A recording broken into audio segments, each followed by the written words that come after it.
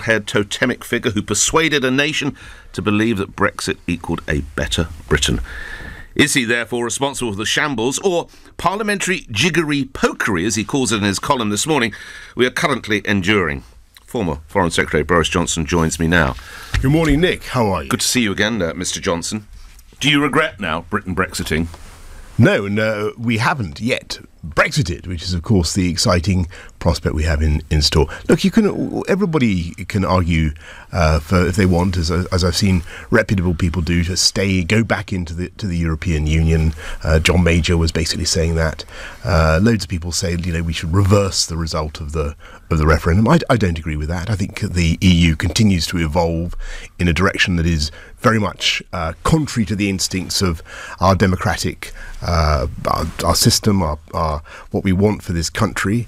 They want to harmonise taxation. They want to have a Euro army. It's not. You can't get back into the same thing. So when Mrs. May will say later today, and it's been trailed in newspapers this morning, that if you and your colleagues, if you don't vote for her deal, we will be permanently tied to Brussels. Is the Prime Minister right? Well, I think actually it's the other way round. If we do vote for her deal, we'll be permanently tied to the EU's customs union, to the EU's regulatory model. We'll have to continue to accept laws from Brussels. We'll be rules takers.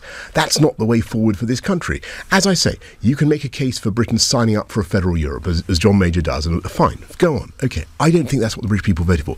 It wasn't me. It was 17.4 million people voted to come out. They have a bright vision for this country. They see how we can do things differently, and I think they were very interested and excited by the prospect of free trade deals, of being able to govern ourselves again, but that's not what we have now, Mr. Johnson, and maximise the advantages of Brexit.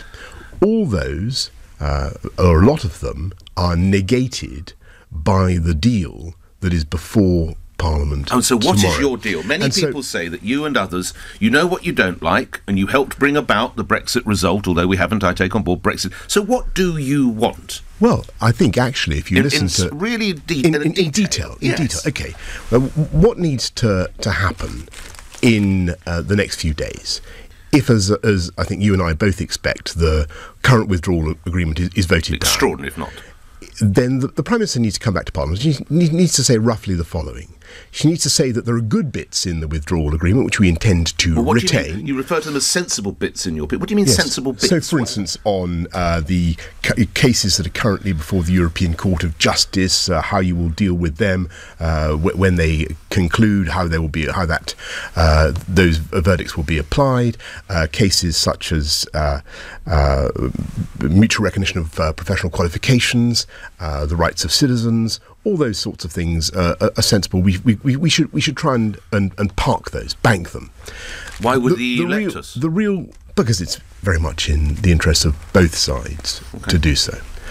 The real problem with the current withdrawal agreement is that it does keep us locked into the customs union, which means that we can't control our own tariffs. So in a very real sense, we won't have taken back control of our borders, which was something that was promised to be. We'll be collecting tariffs on behalf of Brussels. 80% of the value, 80% of that cash will be passed from the UK to Brussels.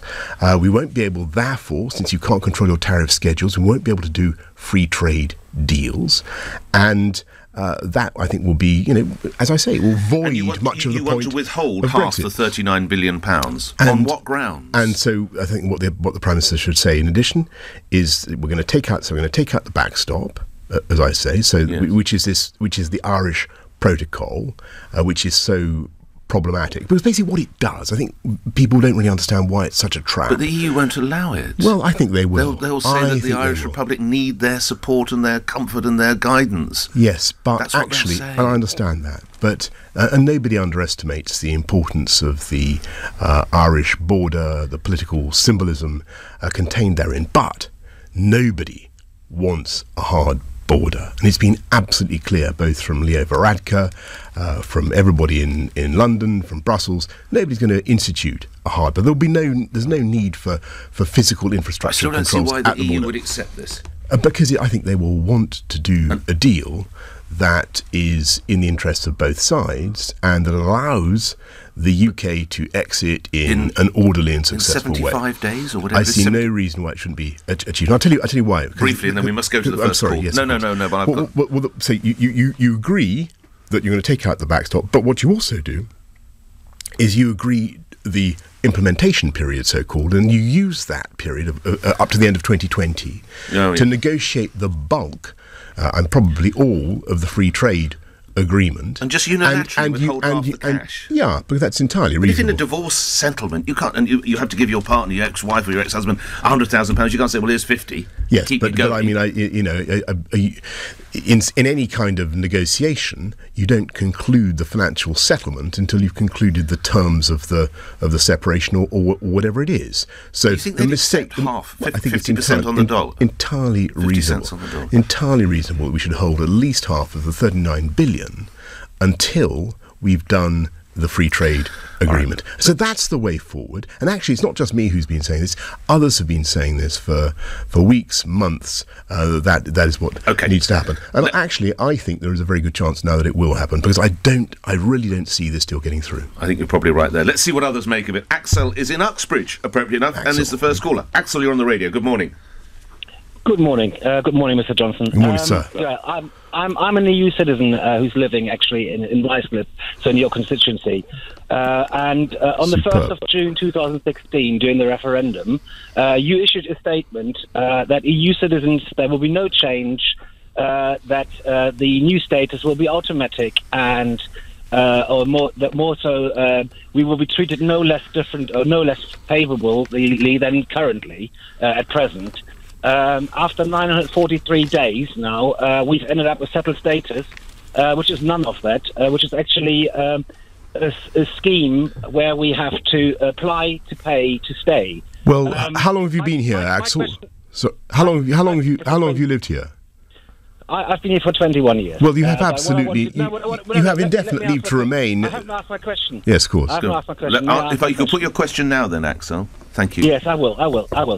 My question to you is, do you regret luring people into a false sense of certainty that their EU citizens, friends, family, neighbours will be secure in the case of Brexit? Well, when we ended up with something that is nothing of what you said it would be. Let's hear from Boris. I'm afraid I don't agree with you about your own status, at least, Axel, because as far as I understand the matter, you are entitled to indefinite leave to remain automatically by virtue of having lived here for more than 5 years, and those who have been here for a shorter period are at liberty to register at any time, and you know, if they stay here for the requisite period, they will also get indefinite leave to remain. So we've done a huge amount to try to reassure the 3.2 million EU citizens who live and work here. And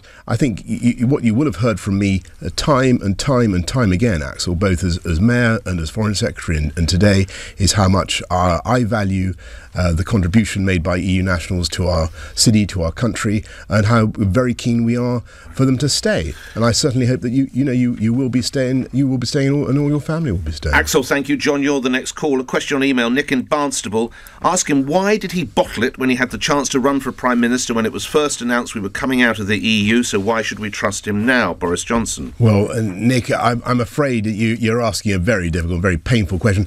You're absolutely correct. The things did not eventuate, in the words of, I think it was the Emperor Hirohito, entirely, in the way. Why? Because it was a complicated business. I had a campaign that I wanted to get going, and has been exhaustively and painfully documented. There was a. Do you regret it now? In retrospect, if I had my time again, I might have done things differently. By which means you would have gone for it. But anyway, but Nick is making a valid point, and I certainly have engaged in a lot of heart searching about it ever since. But it's not over. until that lady sings. Would you have another go? Look, Cincinnati, whatever it was it Cincinnati? You get the call?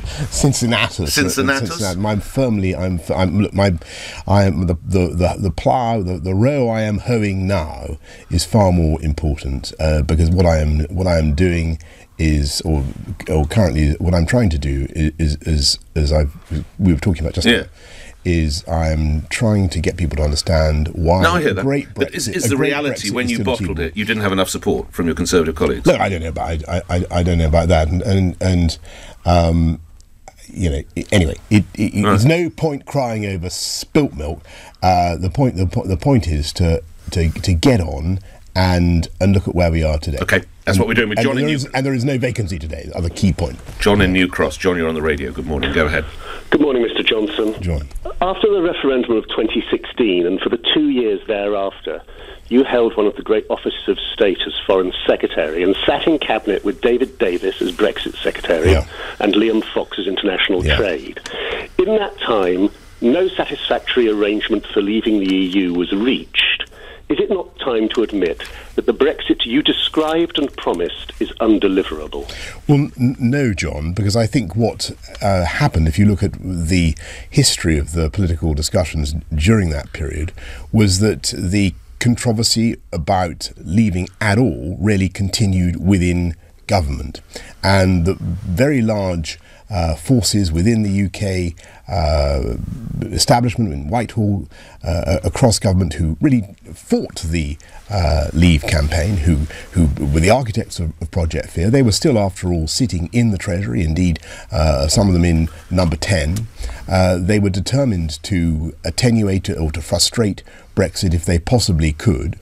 And so what was really happening, John, in that period was a kind of battle for the steering wheel of Brexit and a contest about which was the direction we should be going in. And you're right that to people like David Davis and myself would sometimes feel, as we did at Lancaster House, when the Prime Minister made a very good speech setting out, I thought, a very positive, upbeat vision for an independent UK trade policy, independent regulatory powers. There were moments when we felt we had the wind in our sails and we thought we were winning.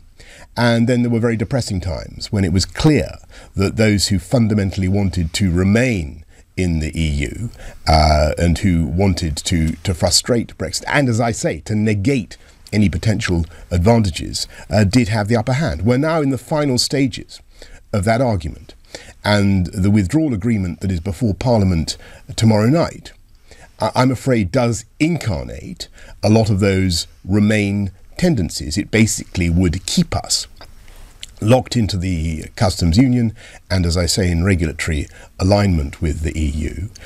There is a much better, brighter future that we should be seizing. All right, John, thank you. Richard in Chichester, you're through to Boris Johnson. Go ahead, Richard. Morning to you.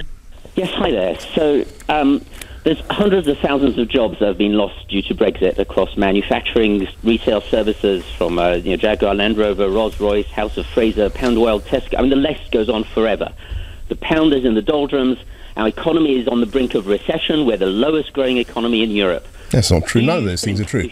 Absolutely not a single one of those statements is true. Boris Johnson. Richard, I will come back to you. You want to counter all those? Yes, as to the best of my knowledge, Richard, I don't want to accuse you of spreading gloom and despondency, but not a single one of those statements is true. Actually, if you look at employment in this country, it was prophesied to increase by 500,000 as a result of the temerity of the British people to vote to leave. Actually, the number of jobs has gone up by 800,000. We now have employment at a record high. You mentioned Jaguar Land Rover. Actually, if you look at the reasons for the redundancies at JLR, as the management themselves pointed out, it is overwhelmingly to do with the diesel crisis and indeed the decline Ralph of markets. Spess, the chief executive of Jaguar Land Rover, it will be very, very critical China. If we see a hard Brexit or a no deal. Companies will disappear, plants will close. There's no way to survive a hard Brexit for many industries. I would suggest he knows more about car manufacture than you. Well, actually, it's an interesting point. I'm not certain he does, by the way.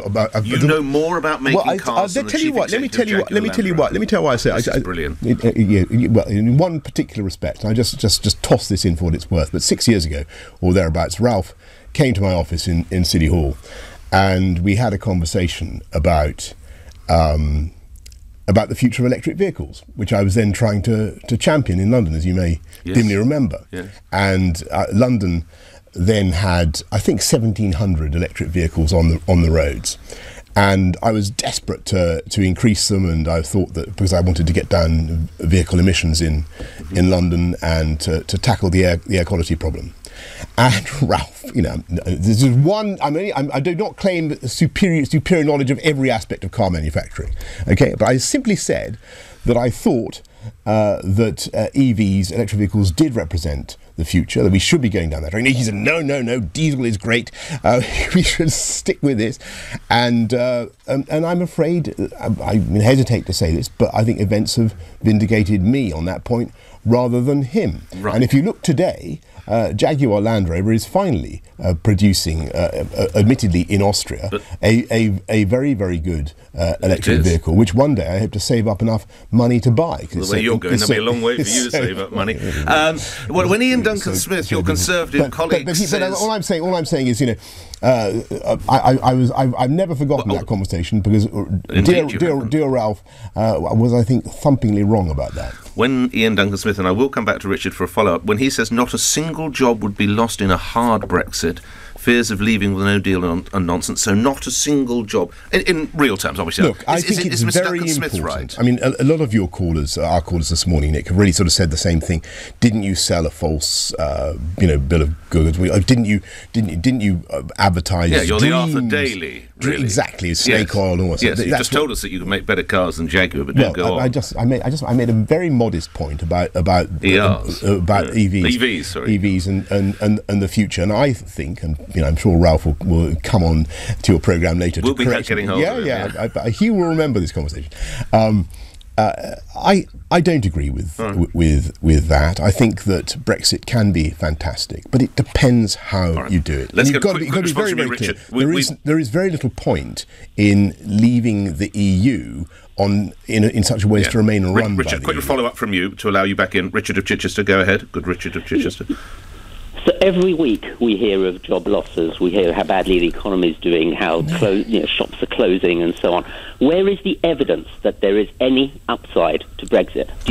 Well, actually, if you look at, I'll give you one thing, Richard, that's happened recently, and people should care about this, because I think one of the most toxic effects of globalisation in the last 20 or 30 years has been people's feeling that their wages never rise. And what we've seen actually in the last couple of years at last is a tightening of the labour market, but also an increase in people's take-home pay. And Richard, that matters to me. And it was something that came up time and time again in the debate in 2016, in the debate leading up to the referendum. And it's also, I must finish Richard, because Richard said this country is doing worse than the other country in Europe. It's not true. Actually, the UK is once again one of the fastest growing countries in the EU. The Eurozone is heading, I'm afraid, for choppy water again. Look what's happening in France. Look at what's happening in Germany. Look at the state of the Italian banks. And Richard, let me tell you that the signature project of the European Union, the euro. I was in Greece recently, and that country still has 35% absolute poverty, and that is what the economics of the European Union has done to a great European country. We've only got another 9 minutes, so and there are other people with other questions and other areas. Interesting enough, Gassem is in Lewisham. Gassem, you're through to Boris Johnson. Go ahead. Good morning. Yeah, good morning, sir. Good morning, sir. My niece, who is now 16, and she loves your hairstyle. She looks like a letterbox. Last summer, a man when he's 14 tried to take off her niqab and then tried to strangle her mum when she's trying to defend her.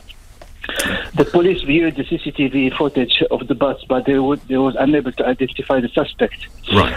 My niece is studying hard to become What is your question to Boris Johnson? This is about a piece I think he wrote in August that suggested that women in burqas looked like either bank robbers or letterboxes. Well, which was Gassem's niece, a bank robber or a letterbox? As I understand it, Gassem's niece was not wearing. She was wearing a niqab rather. But she still, as a result, apparently. Do you agree that you brought about an unfortunate anti-Muslim rhetoric? I don't, and I would be appalled if that were the case. And actually, I received having written that piece, I received overwhelming support, not just from Muslims, but also, above all, from Muslim women who agreed with me that there could be... Would you ever use those words again? Oppressive... yes, of course I would. Oppressive You'd write features. that in your Telegraph column I again? would, and actually they had quite interestingly, they had a sort of inquiry or yes, panel. code of conduct. That's right. It delivered on December 20th, which found you completely in the clear. They did, and I think it's very, very important. People say, oh, politicians should be careful what they say and they should watch their words and all this sort of mumbo jumbo. I don't agree. I really don't. Even if it's offensive. I think one of the reasons. But even if it's offensive, Mr. Johnson. I don't want to cause offence if I can possibly avoid it. Then don't refer to them as bank robbers. I think you just said you would again. I think that one of the duties of a politician is to speak his mind or her mind insofar as possible, and that is even if it causes offence. So you're Donald Trump now. No, even if you know you're going to offend a group of people. Well, I offend people by saying that the Britain should leave the European Union. No, but this is more personal about the way they choose to dress, saying they're either a bank robber or a letterbox. No, I didn't. And you've said you'd use those words again. Why? Why would you not learn from mistakes? Shouldn't politicians also learn from mistakes? Look, if people are offended, if people feel insulted, then yes, I would, because actually, and I'll be very clear with you, Nick, I don't agree with women being cajoled to wear clothing that obscures their faces. How do you know they're cajoled? Maybe they like it. Many of them are. But many of them might not be. Well, many of them might be happy. That's also true. But then somebody has to speak up for those who aren't. And that is the duty of politicians. Jason's in Bromley to talk about other politicians. Jason, what do you want to ask Boris Johnson? Hello, Mr. Johnson. Hello, Jason. Hello. In my opinion, Khan has completely failed London. He's done it massively. Sadiq Khan, yep. Sadiq Khan. Yep. Now, my question to you, Mr. Johnson, is if you could go back into office for 24 hours, what would you do to try and tackle knife crime? Well, if you were back, I'll keep you on the line. You go back as mayor, go back into City Hall. You've only got 24 hours. We're talking at a time, of course, as you will be aware, Mr. Johnson, tragically, 130 people lost their lives to homicides last year. It has to be said, when you became mayor in 2008, the figure was greater than that. It was 154, but you brought about you and your colleagues. How did you do it, and what would you do? Well, what I would do, Jason, is I would immediately get the chief of police in with her senior officers, and we'd have a big conversation about it. And they need to feel empowered and confident that if they stop a kid in the street who is going equipped, who's carrying a bladed weapon, who's going out with a gang, that they will feel empowered to take that knife off them without feeling that the law is going to come down on them like a ton of bricks for somehow infringing the rights of that kid. And of course, you've got to do stop and search sensitively. You've got to do it in accordance with the law. And I would be saying that to the police. But what we should do is do roughly what we did in 2008, 2009, when we brought in Operation Blunt 2, where we took tens of thousands of knives off the streets of London. And Nick is quite right, because what happened then was, yes, there was a lot of barracking and bellyaching from lawyers and from people who said it was too hard and so on and so forth. But the people who backed us were the mums and dads of the kids who were at risk of losing their lives. And you got the figure down to the lowest figure, which is still 94 too many. You'd be the first to admit, but in 2014, you'd almost halved it. Yeah, we did. And I think, this is the greatest city on earth. I always say that when I was mayor. I love this. It's the most fantastic place. It is the most productive. I mean, just back to Richard's point about the economy. This is easily the most productive part of the whole European economy. But it will only work if people feel secure.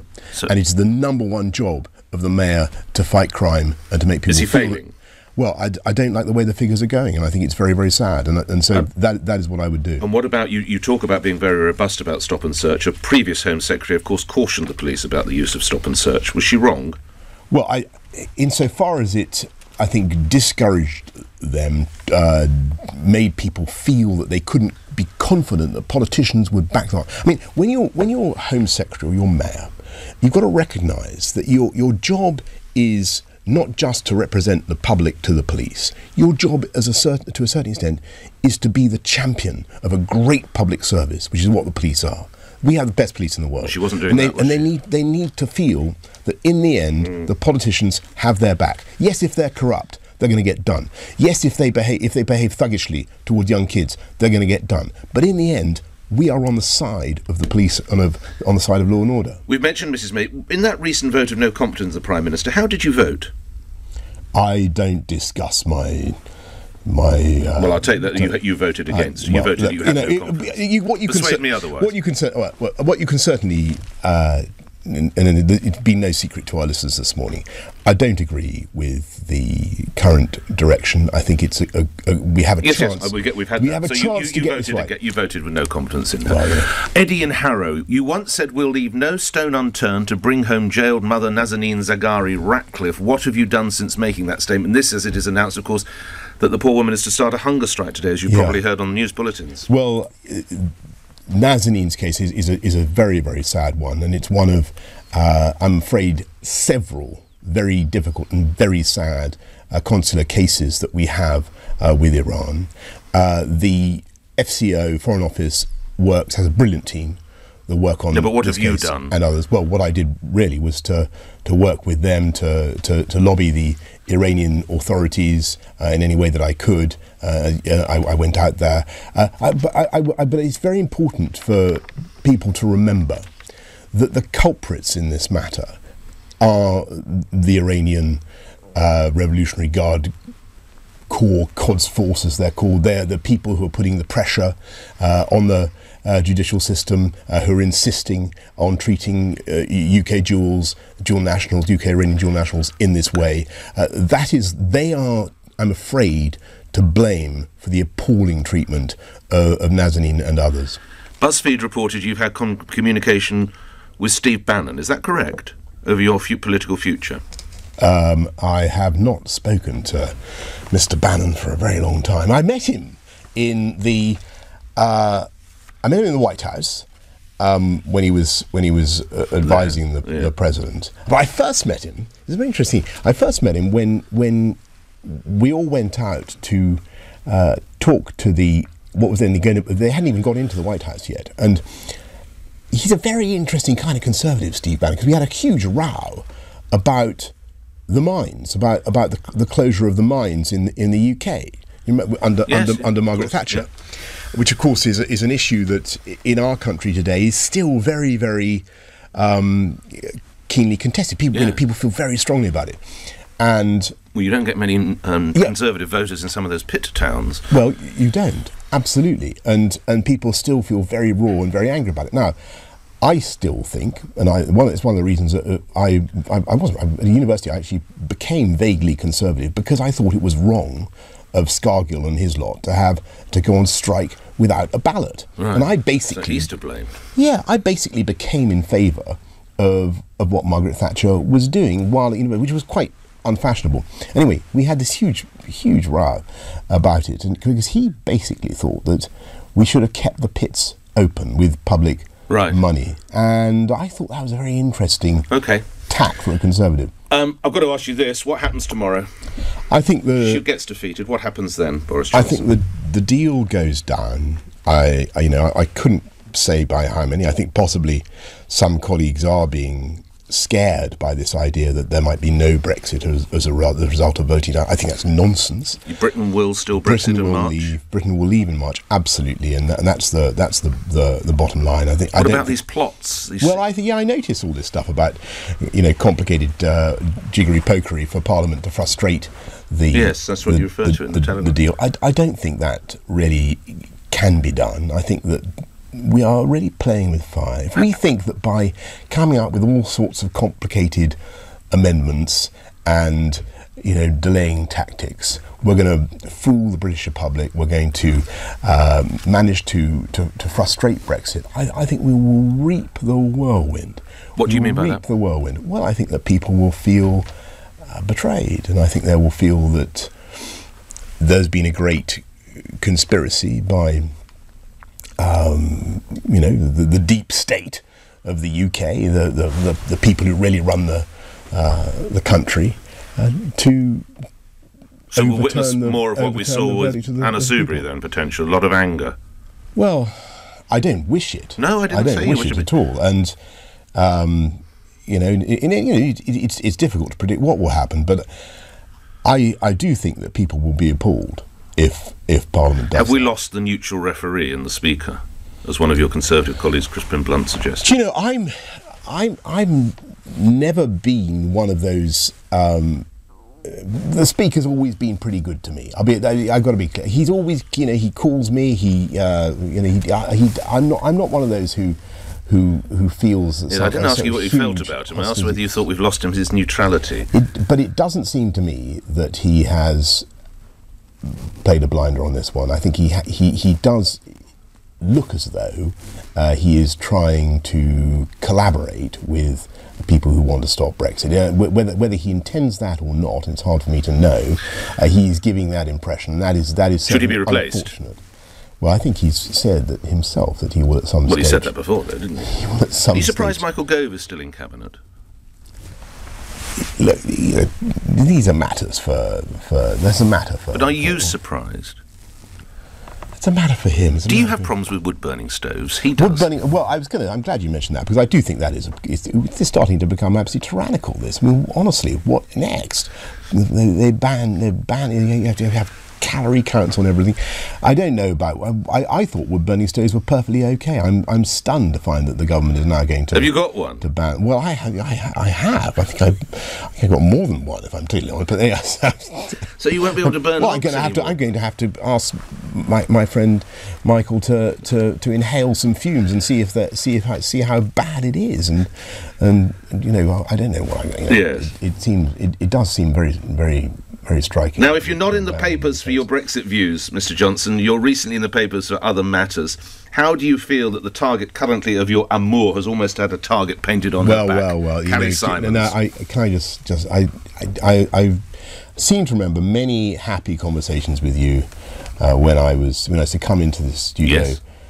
Nick, on all sorts of things, and I never ever got into anything concerning my private life. No, but I have to put it to you. My respect for you is unbounded. My respect for you is unbounded. But well, I have to put it to you. I mean, this is. How do you feel towards her? You do have. You put a target on her back. You do have to. I'm just feeling. How do you feel? My different.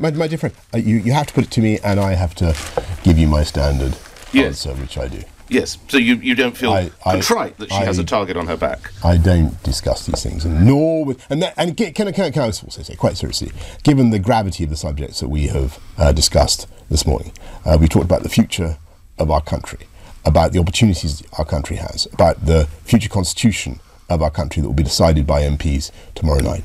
We've talked about knife crime and how to get it down. We've talked about the economy and jobs and wages. I really think in the grand scheme of things, that is really what our listeners want us to talk about. Boris Johnson, thanks for joining me here on LBC, where news is next. Boris Johnson has told LBC he thinks the European Union would agree to a Brexit deal without the Irish backstop. The EU has consistently said the measure, aimed at preventing a hard border, must be included in any deal with the UK. The former Foreign Secretary has also denied creating a vision of Brexit that was undeliverable. Ahead of tomorrow's vote on her deal, Theresa May says it's now more likely that MPs will block Brexit than allow a no-deal outcome. A woman has died and her baby son is in a life-threatening condition in hospital after being hit by a car in